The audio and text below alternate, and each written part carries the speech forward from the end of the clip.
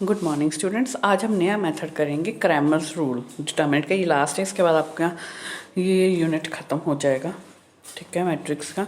तो Cramer rules क्या है, इसमें जो है हम तीन इक्वेशंस जैसे हमने पीछे मैट्रिक्स मेथड में ली थी वैसे ही लेंगे, बट इसमें टोटली हम डिटर्मिनेंट के थ्रू ही आंसर निकालेंगे। वो कैसे लेंगे, यहाँ पे मैंने तीन वेरिएबल्स पी क्यू आर ले लिए हैं। जो आपके पास क्वेश्चन में उसमें एक्स वाई जेड भी हो सकता है, कुछ और भी दिया हो सकता है, पी क्यू आर भी हो सकता है, एक्स वाई जेड, मतलब कि जो कोफिशिएंट्स के साथ तीन वेरिएबल्स में इक्वेशन बन रही होगी उनकी वैल्यूज हमने निकाली हैं बेसिकली। मतलब कि हमने यहाँ पे पी क्यू आर की वैल्यू निकाली है। उसके लिए मेरे पास तीन, ऑब्वियसली जितने हमें वैल्यूज़ निकालनी हो उतनी इक्वेशंस का होना ज़रूरी है। जैसे अगर मेरे को तीन नंबर्स की वैल्यू निकालनी है पी क्यू आर की, तीन वेरिएबल्स की, तो मेरे पास तीन इक्वेशंस का होना ज़रूरी है। तो मैंने यहाँ पे तीन इक्वेशंस ले ली हैं। A1P plus B1Q plus C1R is equals to D1 A2P plus B2Q plus C2R is equals to D2 A3P plus B3Q plus C3R is equals to D3 equals to 1। ठीक है, अब यहाँ पे मैं D जो है वो डिटर्मिनेंट ले लेती हूँ PQR में। ठीक है, सभी उसी में PQR के हैं। तो क्या बन गया A1 A2 A3, जो आप स्टैंडर्ड ले लेते हो, कोफिशिएंट्स उठाए डिटर्मिनेंट में डाल दिए A1 A2 A3 B1 B2 B3 C1 C2 C3। अब हमने तीन यहाँ पे डिटर्मिनेंट और निकलेंगे।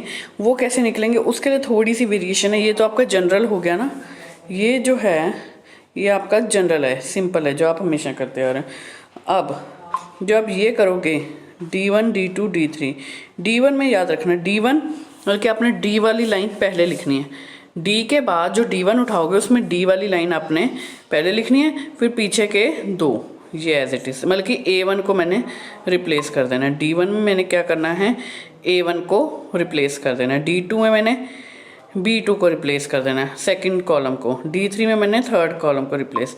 तो D1 D2 D3, इसके जो ये नीचे नंबर लिखे हैं इसी से समझ जाओ कि मैंने D1 में कॉलम 1 को रिप्लेस कर देना है D1 D2 D3 से।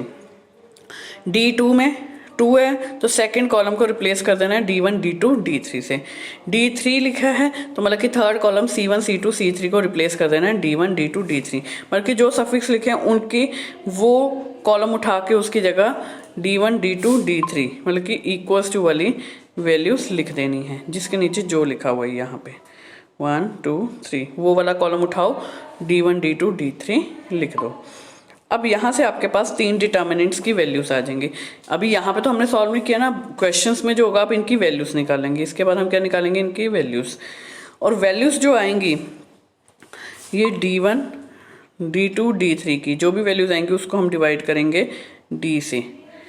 तो हर एक D1 को जब मैं D से डिवाइड करूँगी तो मेरे पास पहले वेरिएबल की वैल्यू, D2 को जब डिवाइड करेंगे D से दूसरे वेरिएबल की वैल्यू, D3 को जब डिवाइड करेंगे 3 से थर्ड वेरिएबल की वैल्यू।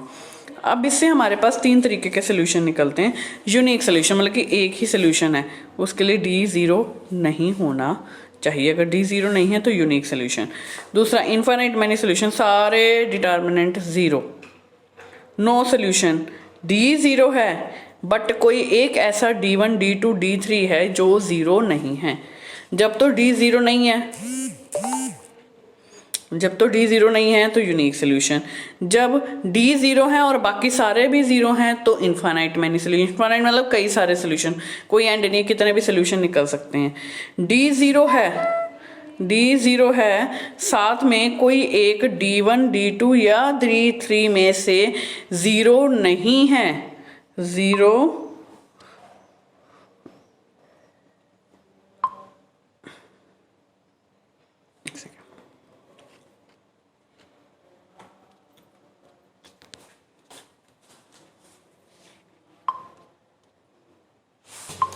और इनमें से कोई एक D1 D2 D3 is not 0।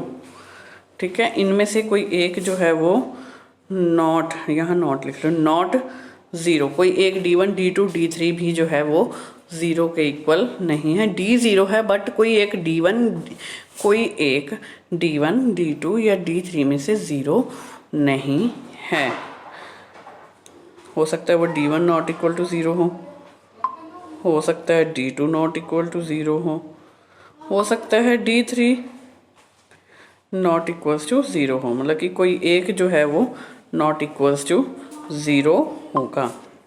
Now question तो आपने क्या समझा, इसमें हमें 4 डिटर्मिनेंट्स निकालने हैं। पहले सिंपल जो आप निकालते आ रहे हो, फिर D1 में फर्स्ट कॉलम को रिप्लेस कर देना है कांस्टेंट से, D1 D2 D3 से, D2 में सेकंड कॉलम को रिप्लेस कर देना है, D3 में थर्ड कॉलम को। उससे तीनों की वैल्यूज़ निकाल के उनको D से डिवाइड कर देंगे। जो वैल्यूज़ आएंगी वो आपके वेरिएबल्स की वैल्यूज़ बन जाएंगी। जैसे यहाँ पे PQR है, कहीं पे XYZ भी हो सकता है। उसके बाद यूनिक सोल्यूशन के लिए फर्स्ट डिटर्मिनेंट ही जो आपका सिंपल D है वो not equals to 0। Second infinite मैंने कि सारे के चारों के चारे 0।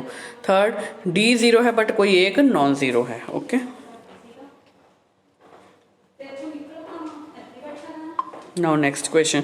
अब आपके पास यहाँ पे सिंपल एक क्वेश्चन दिया गया है, सॉल्व बाय क्रैमर रूल। जब आपको क्रैमर रूल्स दिया जाएगा तो अपने क्रैमर रूल ही लगाना, तब आप कोई रूल नहीं लगा सकते।